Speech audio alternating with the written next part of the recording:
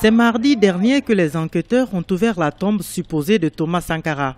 Son exhumation a permis de trouver de nombreux ossements et des morceaux de tissu. Mais l'on ignore encore s'ils appartiennent réellement à l'ex-capitaine burkinabé. Ces restes devaient permettre de reconstituer le squelette et de procéder à des analyses qui détermineront avec certitude s'il s'agit bien de l'ancien président. Déjà sur place, les attentes de quelques partisans sont nombreuses. Depuis longtemps, c'est ce que la population attendait.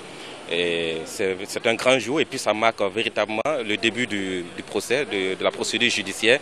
Je pense que la population burkinabé et toute la jeunesse surtout burkinabé et de façon générale africaine ne peut que s'en réjouir. Et déjà, il y a une satisfaction parce que le doute vient d'être levé sur l'existence ou pas des restes de Thomas Sankara dans la tombe supposée. Et depuis le 26, c'est une réalité.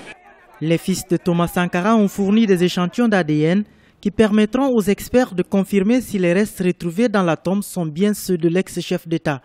La confirmation ou non de ces résultats peut durer quelques semaines. Les avocats de la famille Sankara attendent impatiemment le rapport d'expertise des enquêteurs français et burkinabés. Quand nous avons rencontré des obstacles de procédure, à l'époque, nous, avocats, nous avons eu cette phrase célèbre qui était « Aussi longue est la nuit, le jour viendra ». Personne n'a jamais cru qu'on pouvait, au jour d'aujourd'hui, exhumer les restes du président Sankara sous l'autorité judiciaire.